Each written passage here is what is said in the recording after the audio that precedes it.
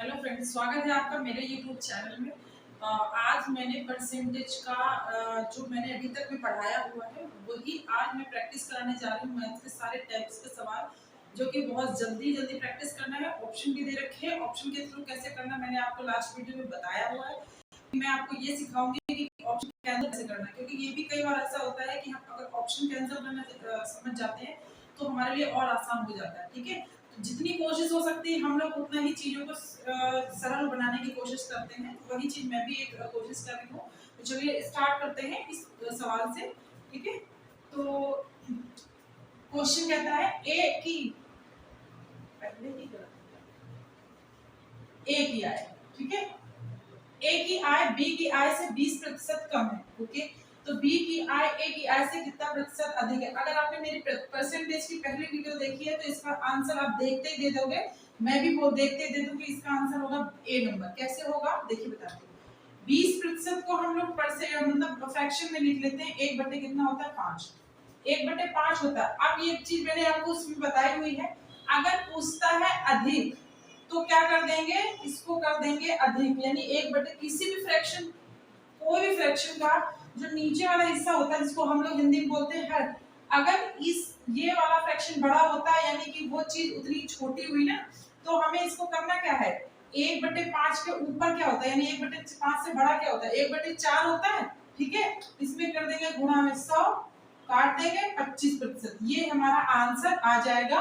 आप बहुत अच्छे से कर लेंगे इस सवाल को। मैंने आपको फिर से बता देती हूँ। फिर इसको पहले फ्रैक्शन में बना लेते हैं। अगर अधिक पूछा है तो इस ये फ्रैक्शन मतलब ये जो भिन्न दी हुई है इससे हम एक नंबर बड़ा लेके चलेंगे। तो 1/5 का एक नंबर बड़ा क्या होता है, 1/4। अगर बोलता है यहाँ पे छोटा तो हम इसका अगला क्या कर देते, 1/6 कर देते। यानी सिंपल सी बात समझो कि कोई चीज मान लीजिए एक है, ठीक है, उसमें बोला गया है 1/5 हिस्सा है, तो यानी कि 5 हिस्सों में से उसको एक हिस्सा मिला है। आपको बात आ रही समझ में। मान लीजिए 1/6, तो 6 हिस्सों में से एक हिस्सा मिला है। इसी और वही चीज में इसमें 4 लोग हैं तो 4 में से एक हिस्सा मिला। तो एक चीज समझिए, बोले एक पिता के ये 6 बेटे हैं, इनके भी उतनी सेम जगह है, उनके भी सेम जगह। एक पिता के 4 बेटे, एक पिता के 6 बेटे, तो सेम जगह है, तो जिसके 6 बेटे हैं उसको कम कम जगह मिलेगी, और जिसके क्या बोलते हैं बड़े मतलब कम बच्चे हैं उनको ज्यादा ज्यादा जगह मिलेगी। तो सेम चीज इसमें होता है। फ्रैक्शन जितनी ही बड़ी होती है वो संख्या उतनी ही छोटी होगी, मतलब नीचे वाला नंबर जितना ही बड़ा होता है। ठीक है, तो अगर छोटा है तो वो समझ लीजिए क्या हुआ, बड़ा हुआ। तो ये तरीका बताने का था एक कोशिश। तो समझ लीजिए करना क्या था, पहले फ्रैक्शन में चेंज करना था। फ्रैक्शन में चेंज करने के बाद में क्या करना था, उसको बोला गया है अधिक, तो हम अधिक क्या करेंगे, 5 से अधिक अगर ले जाएंगे फ्रैक्शन को तो 4 हो जाएगा, 100 से मल्टीप्लाई करा देंगे, आंसर आ जाएगा। ठीक है, अगर जिसको और डिटेल में समझना है इस तरीके को, वो प्लीज पहला वीडियो जाके आप हमारे चैनल में देखिए, जाके आपको मिलेगा। और प्लेलिस्ट में आपका ऐड है, आप आराम से उसमें ढूंढ सकते हो एग्जाम डे में। तो वो आप जाके ढूंढिए जाके, और उसके बाद में सवाल सॉल्व करना सीखिए। ठीक है, अगला क्वेश्चन है, एक परीक्षा में 35% छात्र पास हुए तथा 455 छात्र फेल हो गए। उस परीक्षा में सम्मिलित हुए कुल छात्रों की संख्या ज्ञात करनी है। एक चीज बताइए, टोटल होते हैं 100, 100 में 35% बच्चा पास हो गया, हमारे पास बच्चा कितना बचा, 65%। तो डेफिनेटली अगर 35 पास हुआ है तो ये कितना होगा, फेल कितना हुआ बच्चा, 65% फेल हुआ। हमारे नंबर के हिसाब से कितना है, 455, 455 बच्चा फेल हुआ, और परसेंटेज के हिसाब से 65। पूछा क्या गया है, टोटल नंबर। अब यहाँ से करना सीखेंगे। काटेंगे, 5 से 13 बार जाएगा, 5 से काटेंगे 9 और 1, 91 बार जाएगा, फिर 1 7, यानी कि कितना निकल आएगा आंसर, 700। ठीक है, टोटल ऑप्शन नंबर बी आपका एकदम सही जवाब होगा।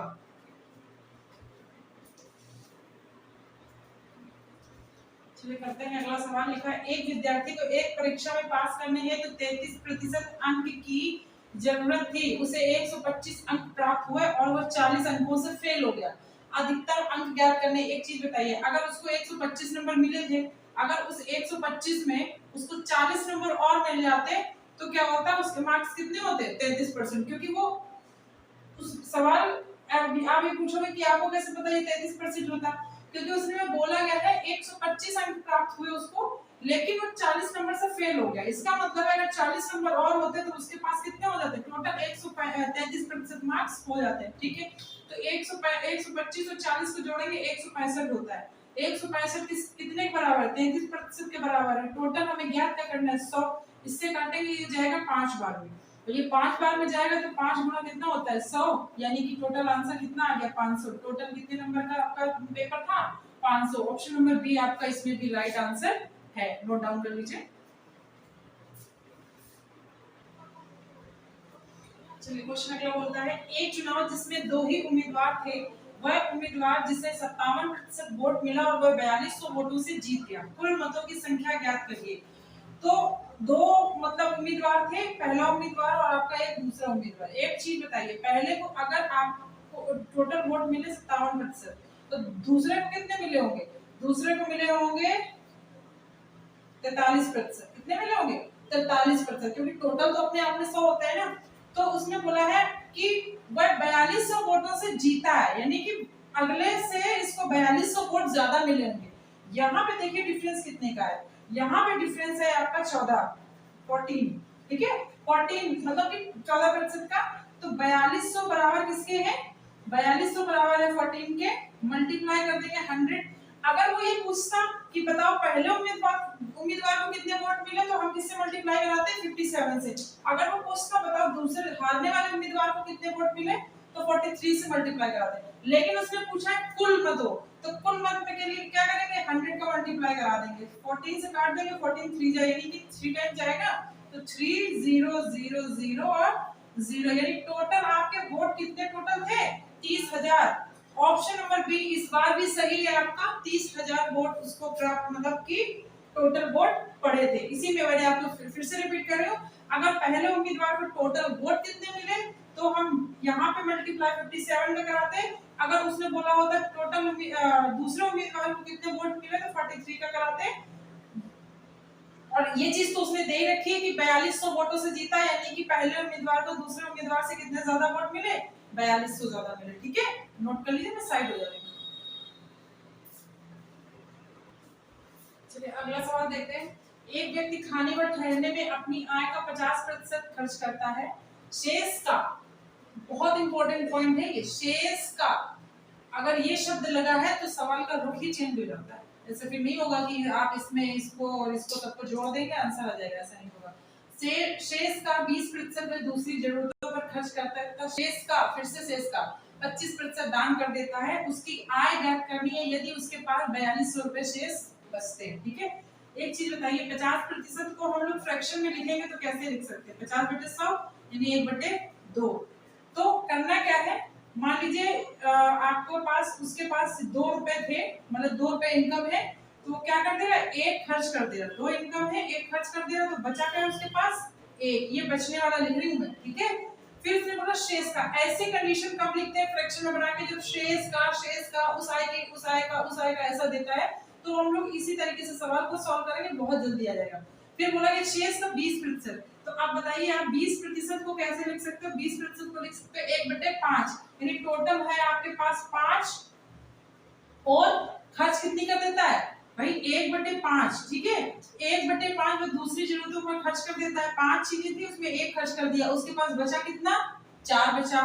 फिर क्या बोला गया है, शेष का 25% दान कर देता है। 25 को क्या लिख सकते हैं हम लोग, 1/4, तो 1/4 यानी टोटल उसके पास था कितना, 4 था, और 1 उसने दान कर दिया, तो कितना बचा, 3। तो यहाँ मैंने क्या बोला था, यहाँ पे बचने वाला यानी लास्ट में जो बचता है, बचत, ये हमने क्या बोली, ये बचत, और ये टोटल आय हमने लिखी, ठीक है। ये टोटल लिखनी थी, ये बचत लिखनी थी। अब इसका करिए मल्टीप्लाई, ये देखिए 5 दूनी 10 चौक 5 दूनी 10, 10 चौको कितना होता है, 40 होता है, ठीक है। और 4 तिया 12 4 तिया 12 एकम 12 होता है। यानी कि आप एक चीज समझिए, उसके पास टोटल इनकम कितनी है, 40, और खर्च कितने कर रहा है, बचा कितना है, 12, और हमारे क्वेश्चन के हिसाब से कितना बचा रहा है, 4200। तो 4200 वैल्यू किसकी है, 12 की है, ठीक है। टोटल उसने क्या पूछा है, टोटल इनकम पूछी है, तो टोटल इनकम क्या कर देंगे, 40 से मल्टीप्लाई करा देंगे, ठीक है। आ रही समझ में, 4 तिया 12, हाँ ठीक है। अब इसमें करते क्या है, 4 से काटते, 4 तिया 12 और 4 दहम 40, फिर 3 से काट देंगे, 3 एकम 3, 3 दूनी अरे सॉरी 3 एकम 3, 3 चौको 12, यानी कितना बचा आपके पास, ये इधर 14 बचा और 2 जीरो 1 जीरो यानी 14,000। उसके टोटल इनकम कितनी है 14,000, यानी ऑप्शन नंबर ए आपका बिल्कुल सही आंसर है। ठीक है, साइड हो जा रही हूँ, नोट कर लीजिए। अगला क्वेश्चन देखिए, एक व्यक्ति ने अपनी कुल राशि का 20% खो दिया तथा शेष का 25% खर्च कर दिया। उसके बाद उसके पास 480 रुपए शेष बचे, यानी कि बच गया उसके पास 480 रुपए। तो उसके पास कुल राशि कितनी थी, यानी टोटल कितने रुपए वो लिए था। पहले तो हम क्या करेंगे, 20% को कैसे लिख सकते हैं, 20% को हम लोग लिख सकते हैं 1/5। क्या लिख सकते हैं 1/5। तो यानी पहले उसके पास थी कितने रुपए, टोटल 5 थे, 1 रुपए उसका खो गया तो कितना बचा, 4 बचा। ठीक है, अगला दिया शेष का 25%, तो 25 को उसको लिख सकते हैं 1/4 लिख सकते हैं, यानी उसके पास कितने थे, 4 थे, 4 थे और 4 में उसने 1 रुपए खर्च कर दिए, जिस चीज पे भी खर्च कर दिए, तो कितने रुपए बचे, 3 रुपए बचे। उसके बाद उसके पास 480 रुपए बचे। चलिए इतना ही था। तो 5 को होता है 20, जो कट रहा है अगर आप काट सकते हो कोई दिक्कत नहीं है, इजी हो जाता है। और तो इससे ये देखिए इधर इधर दोनों कट रहा था, 5 और 3 ये बचा आपका। ठीक है, यानी अब उसने क्या बोला है, शेष उसके पास 480 बचे, हमारे पास कितने बचे हैं 3 रुपए। टोटल कितना बचा, टोटल था कितना 5, इससे काटेंगे 3 एकम 3, 3 का 18 0 और 5 से गुणा कर देंगे, यानी कितना आ जाएगा 800।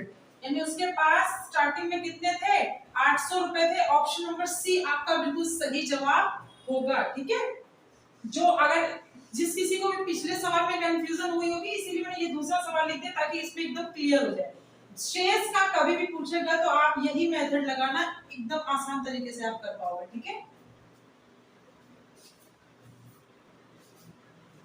अगला सवाल है, एक कस्बे की जनसंख्या में पहले वर्ष 12% की वृद्धि हुई तथा दूसरे वर्ष 10% की कमी हुई। यदि वर्तमान जनसंख्या 50,400 हो तो 2 वर्ष पहले जनसंख्या कितनी थी। यानी जो 50,400 दिया हुआ है ये अभी का दिया हुआ, पहले वृद्धि होगी फिर कमी होगी उसके बाद का। ठीक है, तो चलिए करते हैं, ऑप्शन से बाद कैंसिल करना भी बताती हूँ। 12% वृद्धि हुई है, 12% वृद्धि यानी कितना आप लिख सकते हैं, 12% को कितना लिख सकते हैं, 4 3 12 और ये कितना होता है 25। ठीक है, 3/25 लिख सकते हैं, यानी कि पहले थी कितनी 25 थी, वृद्धि हुई है तो 25 से कितनी हो गई 28 हो गई। ठीक है, फिर बोला 10% की कमी, 10% को हम लोग क्या लिख सकते हैं 1/10, यानी 10 थी, कमी हुई कितनी हो गई 9 हो गई। ठीक है, जो कैंसिल हो रहा है उसको कैंसिल कर दीजिए, अगर हो रहा हो तो इजी हो जाता है कैलकुलेशन। तो 2 वर्ष पहले की जनसंख्या पूछ रहा है। ठीक है, तो इसमें कैंसिल क्या हो रहा है, देखो ये कट रहा है, 5 से कट रहा है, 2 पंचे 10, ये कितना आ रहा है 14 आ रहा है, और कुछ कट रहा है नहीं कट रहा। तो 25 पंचे कितना होता है 125 होता है, और 14 यानी 49 का कितना होता है 126 होता है। ठीक है, उसने बोला है ये जो संख्या है आपकी, ये जो संख्या है यानी कि सॉरी 50,400 ये है अब की, 2 वर्ष पहले की बतानी। तो 50,400 जो दिया है ये अभी की दी है, तो हमारे पास अभी की कितनी है 126 है। ठीक है, और पहले की पता करनी है तो पहले हमारा कितना आया है 125 आया है। अब आप कर लेते हैं कैलकुलेशन। एक चीज मैंने आपको क्या बोली थी, कैलकुलेशन इजी कैसे करना है। एक बात बताइए, अगर हम 5 का इसमें मल्टीप्लाई कराते हैं तो लगभग 0 आएगा, तो ये वाला तो आपका बिल्कुल कैंसिल हो जाता है, ये आपका बिल्कुल सही नहीं होगा। अब बचे आपके पास 3 ऑप्शन, करते हैं, अगर कुछ कैलकुलेशन हो जाती है अच्छी बात है, नहीं होती कोई दिक्कत नहीं। 3 से काट के देते हैं, देखते हैं, 3 चौको होता है 12, 3 दूनी होता है 6, इसको काटते हैं, 3 एकम 3, 3 का 18, 3 3 अट्ठे 24, यानी 168 100। ठीक है, 2 जीरो भी लगे हुए। अभी ये किससे कट जाएगा, ये अभी कट जाएगा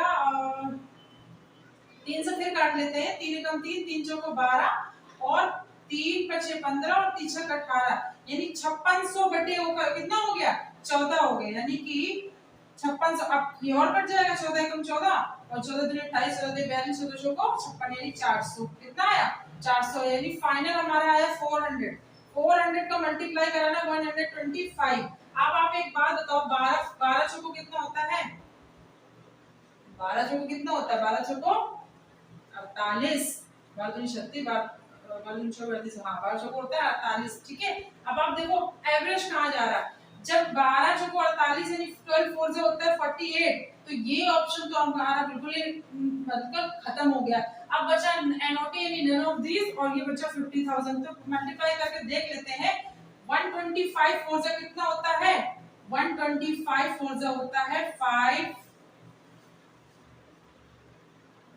ये आंसर आपका है, ठीक है। कितना आएगा करके देख लो, 4 पंचे 20, 2 जीरो तो इसी के होगा, 4 पंचे 20, 4 दूनी 8, 2 10, 4 एकम 4 एक 5, यानी कि 125 चौको कितना होता है 500, 2 जीरो आपके लगे हुए, यानी ऑप्शन नंबर ए आपका बिल्कुल सही जवाब होगा, ठीक है। तो इस सवाल में मैंने आपको ये भी बता दिया कि आपको ऑप्शन कैसे कैंसिल करने हैं, ठीक है। अगला सवाल है, एक आयत की लंबाई में 10% की वृद्धि तथा 10% की कमी करने पर इसके क्षेत्रफल में कितने प्रतिशत की वृद्धि या कमी होगी। तो देखिए मैंने ये सवाल आपको पूरा इसका वीडियो एक बाकायदे बना हुआ है, अगर आप कहोगे तो आप उसको आप चाहोगे तो उस वीडियो को देख सकते हो, जिससे आपको ट्रिक पता चल जाए। मैं आपको ये बता सकती हूँ इसका आंसर क्या होगा 1%, और वो क्या होगा कमी होगी। कल मैंने आपको बताया था कि पहला नंबर और लास्ट ये इसका 1 और इसका 1, इसका क्या कर देंगे मल्टीप्लाई कर देंगे, यानी 1 into 1 तो क्या होता है 1, और इसका आंसर हमेशा कमी में आता है, ऐसा क्यों होता है। तो ऑप्शन नंबर ए आपका सही हो जाएगा। ये तो मैं आपको पहले बता दूं, ऐसा होता क्यों है कि ये होती है वृद्धि, अगर ये कमी ही क्यों आती है, अगर एक बार वृद्धि कहता है और एक बार कमी बोलता है तो हमेशा आंसर कमी में आता है, ऐसा होता क्यों है। उसके लिए आपको हमारा वीडियो पार्ट 6 आपको देखना पड़ेगा। पार्ट 6 में इसका पूरी डिटेल आपको दी हुई है, आज प्रैक्टिस करा रहे तो इसमें डिटेल आपको नहीं बताऊंगी, आप उसके लिए आप वीडियो देख लीजिएगा पार्ट 6, ठीक है।